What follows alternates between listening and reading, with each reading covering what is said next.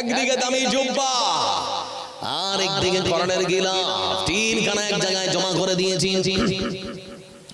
আমার মা যদি রীতি আসার সময় আমার দামি কর্তার সঙ্গে যদি মায়ের পায়ে লাথি লাগে মনে কষ্ট হবে না? আমার মায়ের এই পায়ে যদি জুব্বাটার সঙ্গে লাথি লাগে মনে কষ্ট হবে না?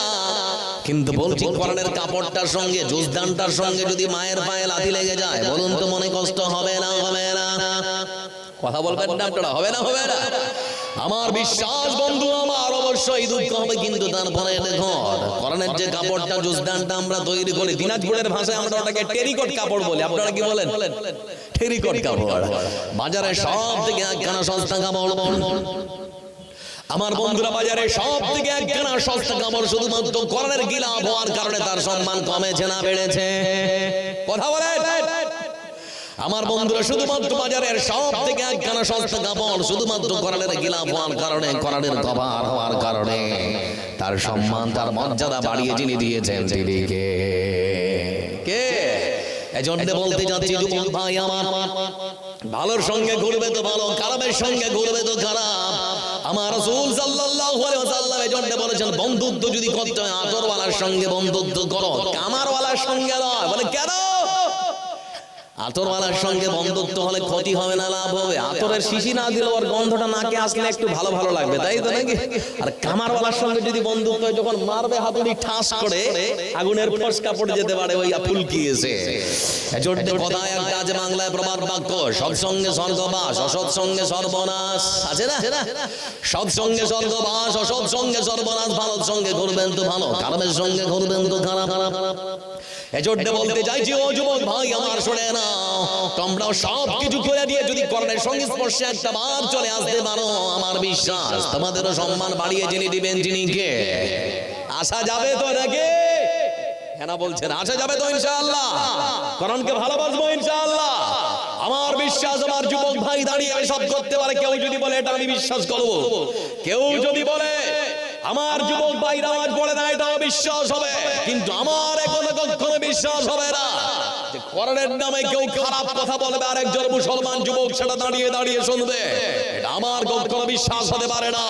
অসংখ্য হাজার যুবক ভারতবর্ষ সারা পৃথিবীর মাটিতে বিদ্যমান, যারা শরীরের তাজা রক্ত বিলিয়ে দেওয়ার জন্য সদা সর্বদা প্রস্তুত আছে। না রে, যারা বলুন কোরআনকে কম ভালোবাসি না বেশি? মুসলমানদের মধ্যে একখানা কুলাঙ্গার ছিল ভারতবর্ষের মাটিতে, যার নাম অসীম রেজভি। ও বলল কোরআনে 26টা আয়াতে ভুল আছে, বলেনি? আমার বন্ধুরা, ভারতবর্ষের রাজধানী দিল্লির হাইকোর্টে মামলা হলো, বিচারক বলল প্রমাণ দিয়ে পারেনি, 50,000 টাকা জরিমানা করে তাকে হাইকোর্ট থেকে তাড়িয়েছে। কিছুদিন পর দেখলাম ও ধর্ম পরিবর্তন করে জিতেন্দ্র নারায়ণ ত্যাগী হয়ে গেল।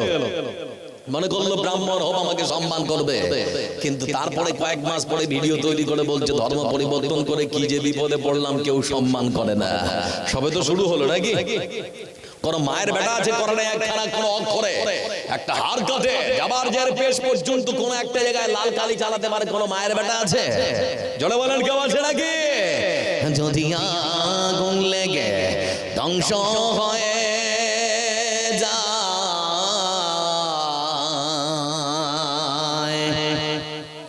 ধ্বংস হয়ে যায়, যদি আগুন লেগে যায়, পড়ে যায় পৃথিবীর সব বইয়ের দোকান, তবু বিশ্ব থেকে হারাবে না পবিত্র কোরআন। সুবহানাল্লাহ বলবেন না? আরেকটু জোরে বলে ভাই সুবহানাল্লাহ। যদি আগুন লেগে ধ্বংস হয়ে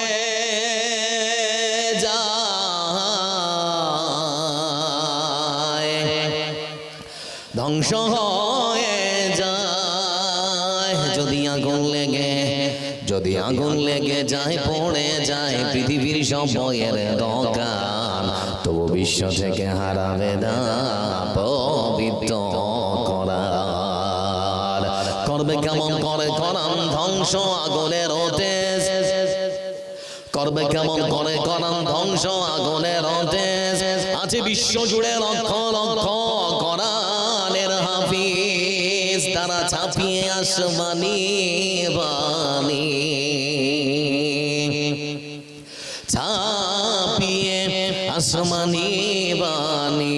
বাঁচাবে কোরআনের মান, তবু বিশ্ব থেকে হারাবে না পবিত্র কোরআন। লিল্লাহি তাকবীর। আর একটু জোরে নারায়ে তাকবীর। বলছিলাম বন্ধু আমার জন্য এই পৃথিবীর বুকে মুসলমান যদি কোরআনকে ভালোবাসে তার প্রমাণ হলো যাই যে আপনারা ছুটে এসেছেন না কোরআন শুনছে। হেজন্তে বলতে যাচ্ছি বন্ধু আমার দিকে চেয়ে দেখুন, শত মানুষ কোরআনকে ভালোবাসে তার প্রমাণ হিসেবে একটা দেখাচ্ছি, একটা শুধুমাত্র আমি আপনাদেরকে দেখাচ্ছি। অপার বাংলা, বাংলাদেশের মাটিতে প্রত্যন্ত মানে আপনাদের এই কালিয়াচক এলাকার ভিতর দিকে কোন একটা গ্রামের মধ্যে একটা ছোট্ট হিফজের মাদ্রাসা, যেখানে কোরআনের পাখি তৈরি করা হয়, যেখানে বাচ্চাদেরকে কোরআনের শিক্ষা দেওয়া হয়, ওরকম একখানা ছোট্ট মাদ্রাসা। আনুমানিক বাচ্চা সেই মাদ্রাসায় থাকে 100 থেকে 120-25টা। আমার বন্ধুরা ফজরের আযান হচ্ছে মসজিদের মিনারে, হাইয়া আলাস সালাহ,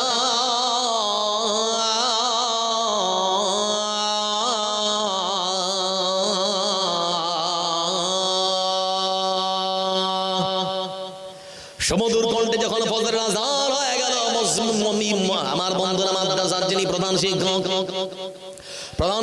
তৎক্ষণাৎ উঠিয়ে দিয়েছেন বাচ্চাদের যে বেটা তাড়াতাড়ি করে ওঠ, নামাজ পড়তে হবে। সমস্ত বাচ্চারা নামাজ পড়ার জন্য উঠে বলল।